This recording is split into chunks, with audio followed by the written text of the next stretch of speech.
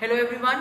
Today we study about the same chapter, that is Indian foreign policy and its relations with neighboring country. India के relationship उसकी neighbouring countries के साथ कैसे है, हम अभी इस टॉपिक में थे। पिछले वीडियो में हमने देखा था कि इंडिया के भूटान के साथ रिलेशनशिप कैसे है।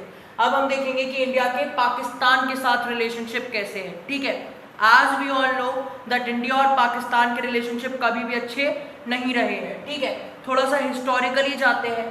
इंडिया और पाकिस्तान जो है हिस्टोरिकली ऐतिहासिक रूप से एक ही नेशन थे। ठीक है, आप लोगों को क्लियरली पता होगा कि इंडिया और पाकिस्तान है ना, और बांग्लादेश, ये तीनों एक देश था, एक पूरा देश था। 1947 के बाद हमारे देश में क्या हुआ, पार्टीशन हुआ। 1947 के बाद हमारा देश क्या हुआ, डिवाइड हुआ तीन पार्ट्स में, ईस्टर्न पाकिस्तान, वेस्टर्न पाकिस्तान और इंडिया।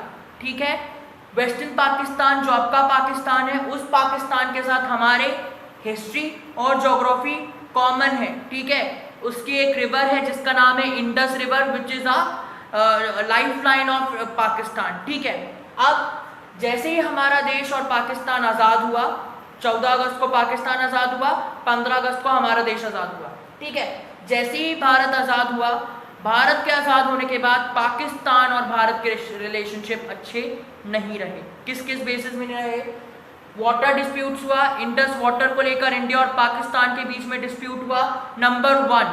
नंबर 2, बॉर्डर डिस्प्यूट्स होते रहते हैं।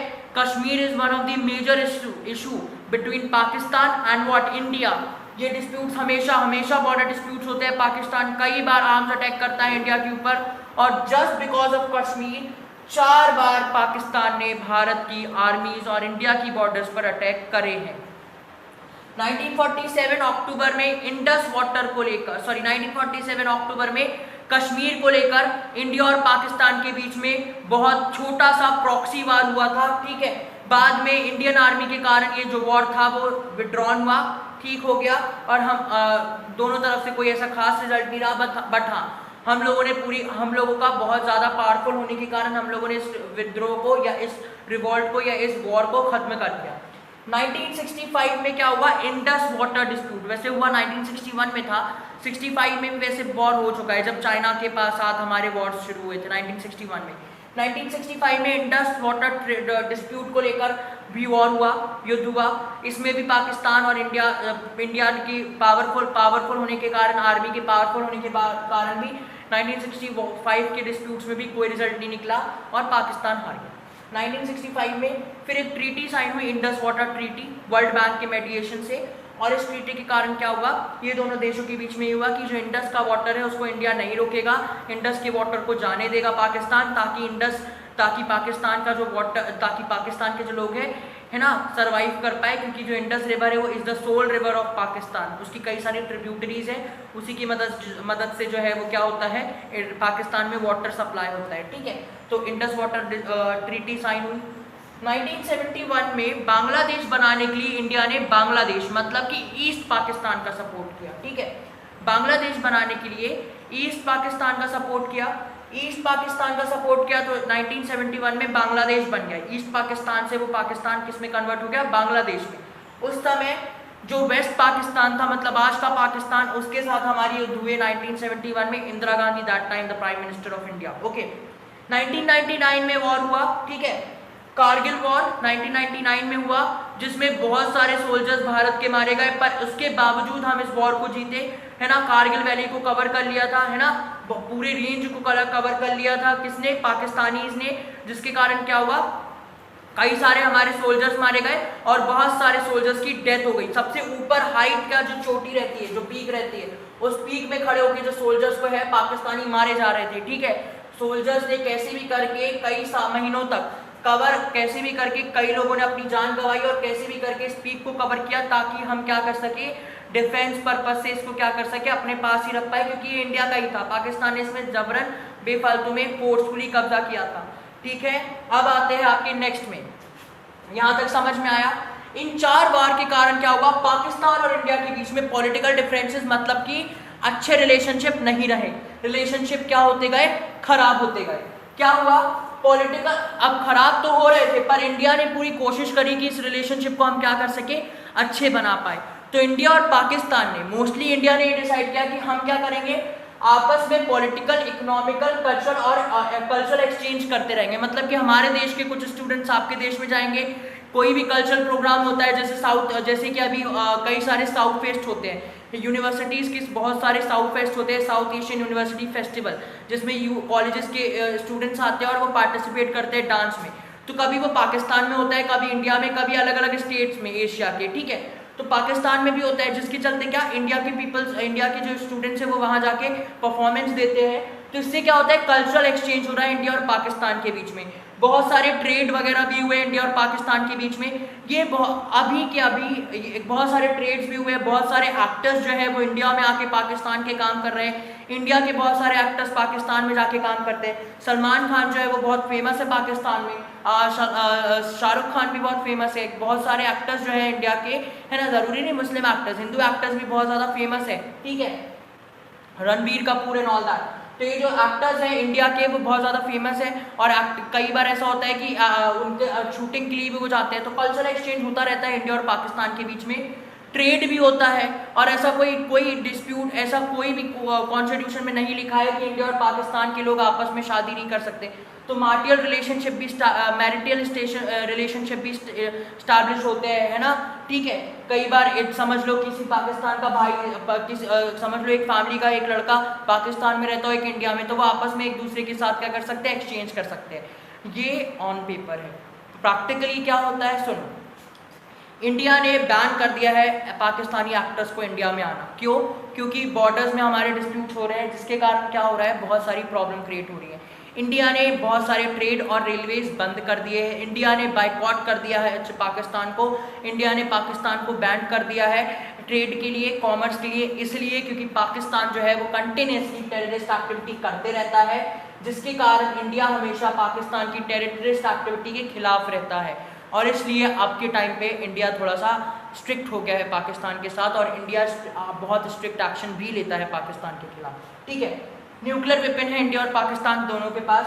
रोड और रेलवेज का ट्रांसपोर्टेशन बता दिया है मैंने। हाँ, दोनों मेंबर्स है सार्क के, South Asian Association for Regional Corporation, और SAFTA, South Asian Free Trade Agreement. SAFTA जो है वो सार्क के अंदर ही आता है, ठीक है। साउथ एशिया के 7 नेशन बताया था मैंने आपको, बांग्लादेश, इंडिया, पाकिस्तान, है ना, नेपाल, भूटान, श्रीलंका, मालदीव, ये जो 7 नेशन है ये सब मिलकर क्या सार्क का फॉर्मेशन करते हैं, और ये लोगों ने एक अग्रीमेंट साइन किया है जिसको कहा जाता है SAFTA, South Asian Free Trade agreement. तो जितने भी सार्क की कंट्रीज हैं उनके बीच में फ्री ट्रेड होता था, वो पाकिस्तान के साथ बैन हो चुका है, इस कारण ट्रेड अभी अच्छे से नहीं होता है इंडिया और पाकिस्तान का। बट हाँ, ये दोनों एक कॉमन चीज, एक कॉमन नेशन, एक कॉमन ऑर्गेनाइजेशन के मेंबर है जिसे कहा जाता है सार्क, और एक कॉमन अग्रीमेंट के भी मेंबर है जिसे कहा जाता है साफ्टा। तो अल्टीमेटली हम इस कंक्लूजन में आ सकते हैं कि इंडिया और पाकिस्तान के रिलेशनशिप दिन ब दिन खराब होते जा रहे हैं। कोशिश की जाती है इंडिया की तरफ से, और पाकिस्तान तो कुछ नहीं करता, इंडिया की तरफ से कोशिश की जाती है कि हम क्या करें, कहीं ना कहीं यूनिटी स्टैब्लिश करने की कोशिश करें, पर फिर जब टेररिस्ट एक्टिविटी होने लगती है तो इंडिया को स्ट्रिक्ट होना पड़ता है। ओके, तो अब हम आते हैं आपके नेक्स्ट टॉपिक में, तो की है इंडिया का रिलेशनशिप बांग्लादेश के साथ। ओके, नंबर 1 देखो, इंडिया का बांग्लादेश के साथ रिलेशनशिप कैसे है, हम पहले ये देखेंगे कि इंडिया और पाकिस्तान का फॉर्मेशन, इंडिया, पाकिस्तान और बांग्लादेश का फॉर्मेशन कैसे हुआ है, ठीक है। नंबर 1 देखो, जैसा कि मैंने बताया था कि इंडिया को 3 पार्ट्स में डिवाइड किया गया था, ठीक है। West Pakistan number 1, East Pakistan जो आज का बांग्लादेश है, ठीक है। हुआ ये कि जो वेस्ट पाकिस्तान है, इस वेस्ट पाकिस्तान ने क्या किया, फोर्सफुली ईस्ट पाकिस्तान, मतलब कि आज के बांग्लादेश के सिटीजन्स को 1971 के पहले, आज़ादी के बाद 1947 के बाद और 1971 के पहले, यहाँ देखो 1947 के बाद, ठीक है, और 1971 के पहले बहुत ज़्यादा डिस्प्यूट्स हुए वेस्ट पाकिस्तान और ईस्ट पाकिस्तान के बीच में, ठीक है। बहुत ज़्यादा डिस्प्यूट्स हुए, जो डिस्प्यूट्स हुए इसके कारण क्या हुआ, बांग्लादेश के कल्चर, मतलब कि बंगाली कल्चर जो था पाकिस्तानीज का, जो बांग्लादेश में रहते थे, उस कल्चर को दबाने की कोशिश की गई, बहुत सारे लोगों को मारने की कोशिश की गई, और पाकिस्तान ने फोर्सफुली यहाँ की सरकार गिराने की, मतलब आज की बांग्लादेश की सरकार गिराने की कोशिश भी की, जिसे हम कहते हैं ईस्ट पाकिस्तान। तो क्या हुआ, बहुत सारा डिस्प्यूट्स हुआ। One of the very famous leader जिनका नाम था दैट इज मुजीबुर रहमान, है ना, मुजीबुर रहमान, जो कि लेट मुजीबुर रहमान, जिन्होंने बांग्लादेश को इंडिपेंडेंस पाकिस्तान से दिलाने की मांग करी, पार्टीशन की मांग करी, और 1971 में इंडिया ने बांग्लादेश का साथ दिया। ठीक है, क्यों दिया? क्योंकि अगर बांग्लादेश नहीं बनता तो हमारे पास दोनों तरफ से अटैक आते हैं। अभी तो सिर्फ पाकिस्तान अटैक कर रहा है कश्मीर से, कल को बांग्लादेश, नॉर्थ ईस्टर्न इंडिया से भी अटैक आते हैं ना। तो just because of that Bangladesh एक अलग नेशन बनाने में इंडिया ने बांग्लादेश की सपोर्ट करा, ईस्ट पाकिस्तान का सपोर्ट करा, ठीक है, मुजीबुर रहमान का सपोर्ट करा और बांग्लादेश बन गया। ठीक है, जैसे ही बांग्लादेश बना 1971 में इंडिया के साथ बांग्लादेश के रिलेशनशिप बहुत अच्छे रहे। हुआ क्या? इंडिया एक पहला देश था जिसने बांग्लादेश को एक देश का उपाधि दिया, एक नेशन कंसीडर किया, रिकॉग्निशन दिया बांग्लादेश को एज अ नेशन, नंबर 1। अब आते हैं नंबर 2 में। इंडिया ने बहुत ज़्यादा फाइनेंशियल हेल्प दिया है, पैसों की मदद करी है बांग्लादेश की आज़ादी के बाद। जनवरी 1971 में बांग्लादेश बना। जनवरी 1972 में क्या किया? फूड ग्रेन्स दिए, खाने के लिए अनाज दिया बांग्लादेश को, जो कि 25 करोड़ का था, जिसका जो पैसा अमाउंट था उस फूड ग्रेन का वो 25 करोड़ था। ठीक है, लोन दिया बांग्लादेश को, लोन दिया कि आप लोन ले लीजिए, बाद में हमें चुका दीजिएगा 50 लाख पाउंड्स का। अगर इस पाउंड्स को हम आज के इंडियन रुपीस में कन्वर्ट करें तो 48 करोड़ होता है। ठीक है, समथिंग। उसके बाद अगर मैं बात करूं, 25 ईयर्स का अग्रीमेंट साइन किया गया बांग्लादेश और इंडिया के बीच में ट्रेड का, कि बांग्लादेश और इंडिया के बीच में, बेटा ये जो आपको दिख रहा है ना पिंक कलर का, ये देखो मैं यहाँ सर्कल बना देता हूँ, ये जो दिख रहा है ना ये बांग्लादेश है, ये बांग्लादेश है और ये हमारी इंडिया है। इनके बीच में क्या ट्रेड अग्रीमेंट साइन हुआ कि बांग्लादेश और इंडिया जो है वो ट्रेड करेंगे आपस में एक दूसरे के साथ। तो 25 साल का ट्रेड अग्रीमेंट भी साइन हुआ बांग्लादेश के साथ इंडिया का। अब हाँ, जहाँ हमारे साथ बांग्लादेश के रिलेशनशिप अच्छे रहे हैं वहाँ डिस्प्यूट्स भी हुए हैं कई बार। किस किस टॉपिक में? फरक्का डैम जो कि वेस्ट बंगाल के आसपास बनाने की बात की गई थी, वो फरक्का डैम जो था वो इंडिया और बांग्लादेश के बीच में एक डिस्प्यूटेड या कंटेंशियस पॉइंट था। ठीक है, क्यों? क्योंकि फरक्का डैम बन जाता गंगा रिवर के ऊपर, फरक्का डैम गंगा रिवर के ऊपर बनाया जाता या बना है ना। तो क्या है, वो जो फरक्का डैम बना है उसके कारण क्या हो रहा है कि बांग्लादेश के पास पानी जो है वो नहीं पहुंचता। गंगा जो है वो बांग्लादेश में आकर गिरती है। बेटा ये देखो यहाँ से आपको दिख रहा होगा, ये जो मैंने ज़्यादा वाइट कर दिया ना, ये बांग्लादेश में आकर गिरती है और गंगा को वहाँ किसी और नाम से बोला जाता है, मुझे उसका नाम याद नहीं आ रहा। तो ये भी एक लाइफ लाइन है, जैसे पाकिस्तान की इंडस थी ना, वैसे गंगा जो है वो बांग्लादेश की लाइफ लाइन है। तो क्या है, यहाँ आके पानी गिरता था, है ना, बांग्लादेश से। तो अगर यहाँ कहीं डैम बन जाता तो गंगा का जो पानी है वो यहाँ कहीं रुक जाता, और जब डैम से पानी रिलीज होता तब बांग्लादेश तक पानी पहुँचता, या पानी की जो क्वांटिटी होती वो कम हो जाती डैम बनने के कारण, है ना। तो डिस्प्यूट्स रहे हैं फरक्का डैम के कारण इंडिया के और बांग्लादेश के। नंबर 2, चकमा ट्राइब्स। एक ट्राइब है जो कि नॉर्थ ईस्टर्न इंडिया में भी है और साथ ही साथ बांग्लादेश में भी है। कई बार डिस्प्यूट्स होते हैं बांग्लादेश की ट्राइब बॉर्डर में, कई बार जो कैदी फौजी है उनको मार दिया जाता है Chakma tribe, just because of Chakma tribe जो है वो बहुत ज़्यादा क्या करती है, टर्मोइल मचाती है, बहुत उथल पुथल करती है यहाँ बॉर्डर में बांग्लादेश के, है ना। तो बहुत ज़्यादा इफेक्ट पड़ता है किसमें, नॉर्थ ईस्टर्न इंडिया में, जहाँ बहुत ज़्यादा युद्ध होते रहते हैं चकमा ट्राइबल्स के कारण। ठीक है, तो वो भी एक बहुत बड़ा डिस्प्यूट रहा है इंडिया और बांग्लादेश के बीच में। इनफिल्ट्रेशन का मतलब छानना नहीं होता, यहाँ इनफिल्ट्रेशन का मतलब है कि जब बांग्लादेश 1971 में बन रहा था, 1971 में जब बांग्लादेश बन रहा था तब हुआ क्या कि बहुत सारे लोग रेफ्यूजी बनकर बांग्लादेश से इंडिया आ गए, क्योंकि बांग्लादेश में बहुत लड़ाई हो रही थी, रेफ्यूजी बनकर इंडिया आए। बाद में वो टेररिस्ट एक्टिविटी क्रिएट करने लगे। तो जो बांग्लादेश से इंडिया आए वो आज भी इंडिया आते जा रहे हैं, जिसके कारण क्या हो रहा है, हमारे इंडिया की वेस्ट बंगाल साइड की और नॉर्थ ईस्टर्न स्टेट्स की क्या है, पॉपुलेशन बढ़ रही है। तो ये पॉपुलेशन प्रॉब्लम भी है बांग्लादेश और इंडिया के बीच में कि बांग्लादेश से बहुत सारे without any visa and all that क्या आते हैं, इंडिया आ जाते हैं बॉर्डर क्रॉस करके, जिसके कारण हमें बहुत सारी प्रॉब्लम फेस करनी पड़ती है। तो हम एक कंक्लूजन दे सकते हैं कि इंडिया का जो रिलेशनशिप है और बांग्लादेश के साथ जो है वो बिटर स्वीट है। जहाँ उनकी दोस्ती हुई 1971 में, उन लोगों ने आपस में ईस्ट पाकिस्तान के साथ हाथ मिलाकर बांग्लादेश का फॉर्मेशन किया। ठीक है, और रिकग्निशन दिया, पहली कंट्री बनी रिकग्निशन देने की, बहुत सारी पैसों की भी मदद करी, कल्चर हेल्प भी करी, है ना। बांग्लादेश जो है वो सार्क का, है ना, बांग्लादेश जो है वो सार्क और साफ्टा का भी मेंबर है। आपको यहाँ बुक में मेंशन नहीं है पर ये भी जरूरी है, सार्क और साफ्टा का भी मेंबर है बांग्लादेश, जैसे पाकिस्तान है। ठीक है, तो साफ्टा का भी मेंबर है।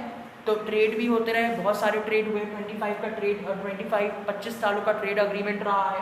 तो कहीं हमारा बांग्लादेश के साथ अच्छा रिलेशनशिप रहा है तो कहीं खराब, बिटर स्वीट रिलेशनशिप रहा है। इस कंक्लूजन में आकर हम ये टॉपिक खत्म करते हैं।